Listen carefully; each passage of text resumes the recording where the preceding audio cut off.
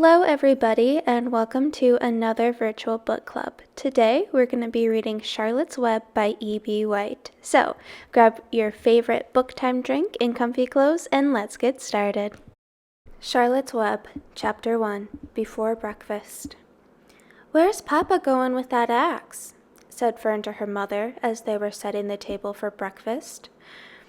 "Out to the hog house," replied Mrs. Arabelle. "Some pigs were born last night." "I don't see why he needs an axe," continued Fern, who was only 8.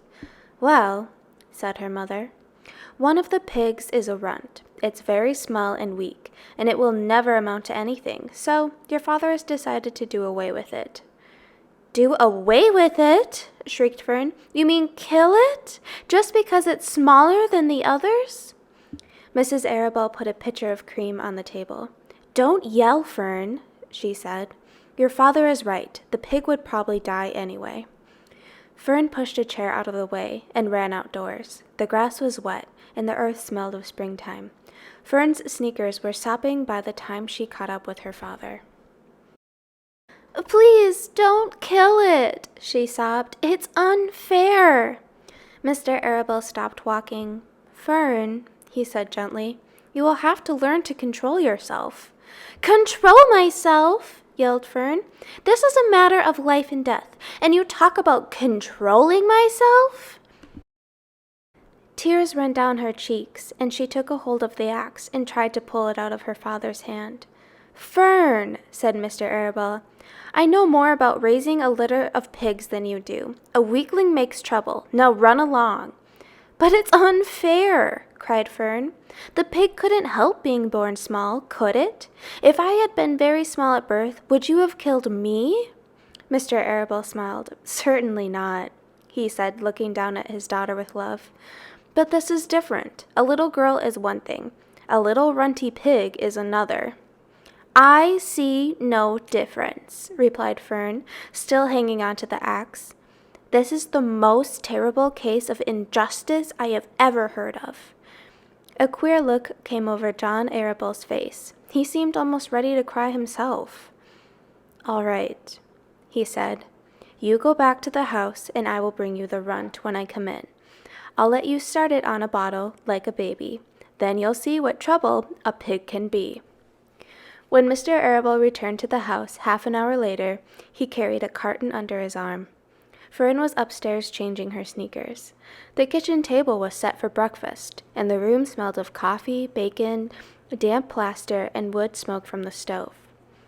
"Put it on her chair," said Mrs. Arabelle. Mr. Arabelle set the carton down at Fern's place. Then he walked to the sink and washed his hands and dried them on the roller towel. Fern came slowly down the stairs. Her eyes were red from crying. As she approached her chair, the carton wobbled, and then there was a scratching noise. Fern looked at her father. Then she lifted the lid of the carton.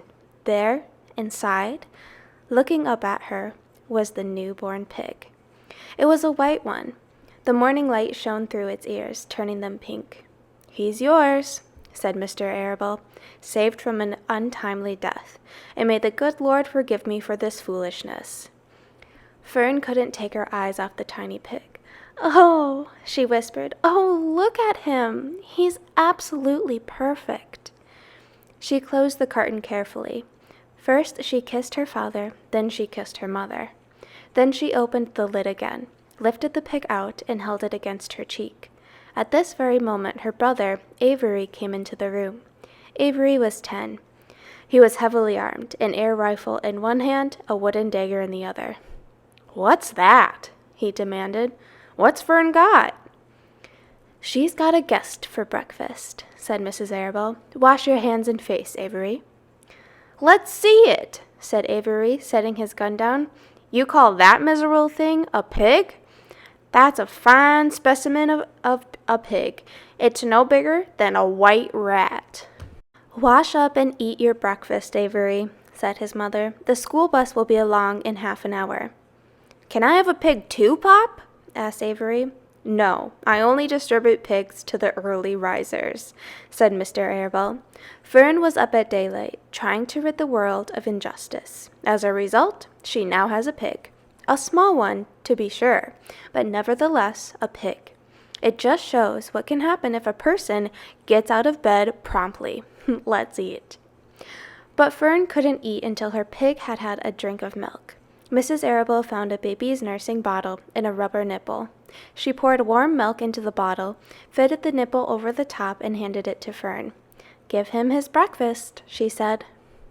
A minute later, Fern was seated on the floor in the corner of the kitchen, with her infant between her knees, teaching it to suck from the bottle. The pig, although tiny, had a good appetite and caught on quickly. The school bus honked from the road. "Run!" commanded Mrs. Arable, taking the pig from Fern and slipping a donut into her hand. Avery grabbed his gun and another donut. The children ran out to the road and climbed into the bus. Fern took no notice of the others in the bus. She just sat and stared out of the window, thinking what a blissful world it was and how lucky she was to have an entire charge of a pig. By the time the bus reached school, Fern had named her pet, selecting the most beautiful name she could think of. "Its name is Wilbur," she whispered to herself. She was still thinking about the pig when the teacher said, "Fern, what is the capital of Pennsylvania?" "Wilbur?" replied Fern dreamily. The pupils giggled. Fern blushed. Chapter 2. Wilbur. Fern loved Wilbur more than anything. She loved to stroke him, to feed him, to put him to bed. Every morning, as soon as she got up, she warmed his milk, tied his bib on, and held the bottle for him. Every afternoon, when the school bus stopped in front of her house, she jumped out and ran to the kitchen to fix another bottle for him. She fed him again at supper time, and again just before going to bed.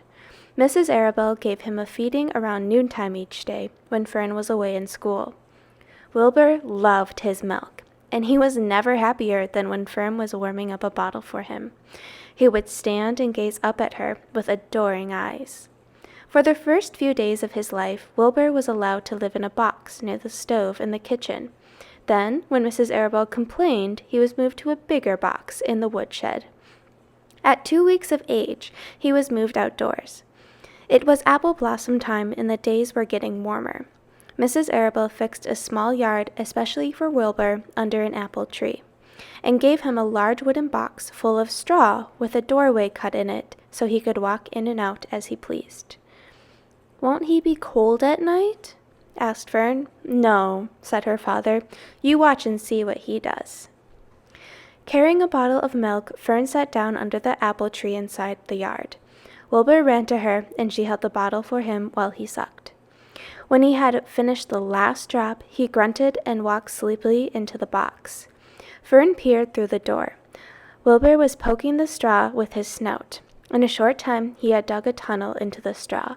He crawled into the tunnel and disappeared from sight, completely covered with straw. Fern was enchanted.